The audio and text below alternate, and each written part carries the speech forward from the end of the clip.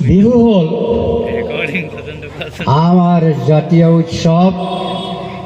ই আমাৰ অসমীয়াৰ হাড়ে মগজুৰে লগা সম্পদ। বিহু আমাৰ আপোন আপোন অতিশয় আপোন হীৰাৰ মুকুট।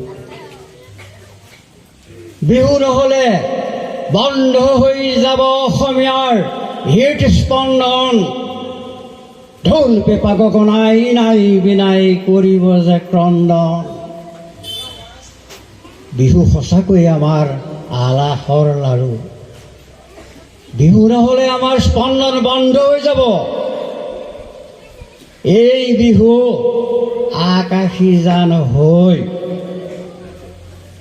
লগত একোটা নিৰ্মল জলধাৰাৰ সৈতে সোণৰ জখলাৰে এখুজি দুখুজিকৈ পৃথিৱীলৈ নামি আহে।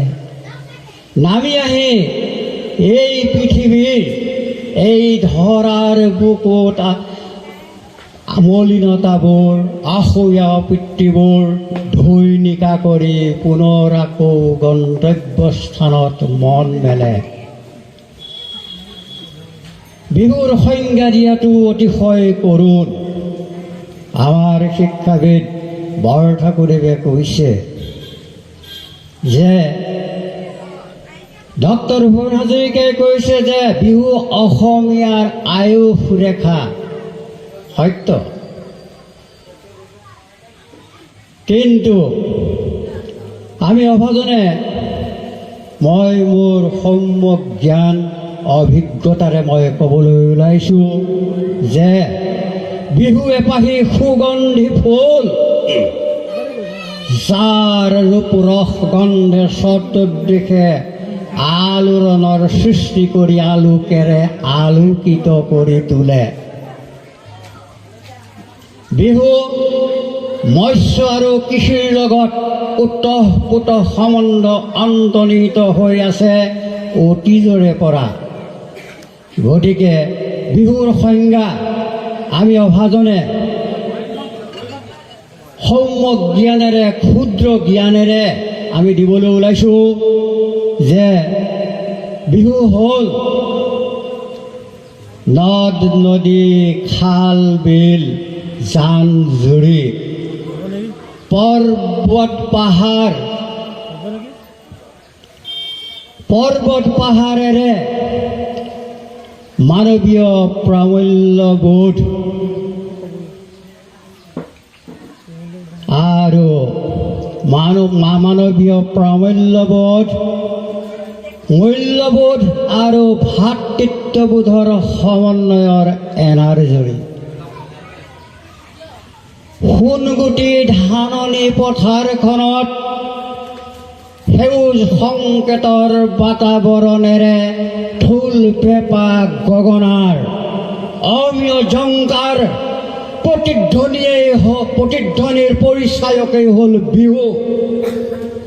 বিহু হ'ল সভ্যতাৰ দুৱাৰদলি আৰু সঁচাৰ চাবিকাঠি। গতিকে আমি খাই বৈ আমি জীয়াই থকাটোকে আমাক কোন জীৱন নুবোলে। মনৰ ইচ্ছা আকাংক্ষাবিলাক আমি সুপথেৰে পৰিচালিত কৰি বিভিন্ন ইন্দ্ৰিয়সমূহক সংযম কৰাই মনৰ অনুভূতি বিকাশেৰে মানৱীয় গুণ সম্পন্ন কৰাটোহে আমাৰ প্ৰকৃত জীৱন। এই জীৱনটো আমাৰ বিহুৰ লগত ওতঃপ্ৰোত সম্বন্ধ অন্তৰ্নিহিত হৈ আছে। বিহু সংস্কৃতি আৰু সংহতিৰ প্ৰতীক। বিহু অগ্ৰগতিৰ ধৈৰ্যবাহক, পুণ্যৰ আলয়, পুণ্যৰ তীৰ্থ। সাগৰ আৰু মহাসাগৰত পানী চলাচল কৰা নৌকাৰ কাণ্ডাৰী।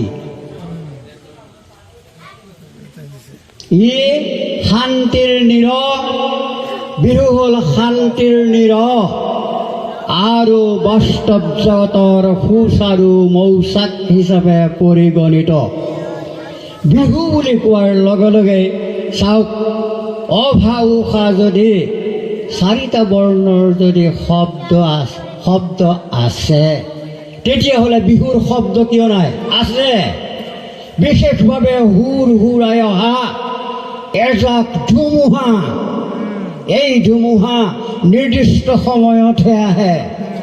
ইয়াৰ দিন খেন পৰ মাহ নিৰ্দিষ্ট সময়তহে পৰে আৰু তেতিয়াই পৃথিৱীলৈ আগমন ঘটে।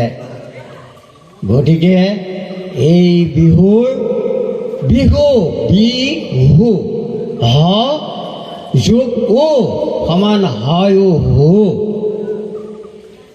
ই হুৰহুৰাই আহে ধুমুহা হৈ। কিন্তু এই ধুমুহাই কাকো অপকাৰ অহিত চিন্তা নকৰে, কাৰো ঘৰ দুৱাৰ বিনষ্ট নকৰে।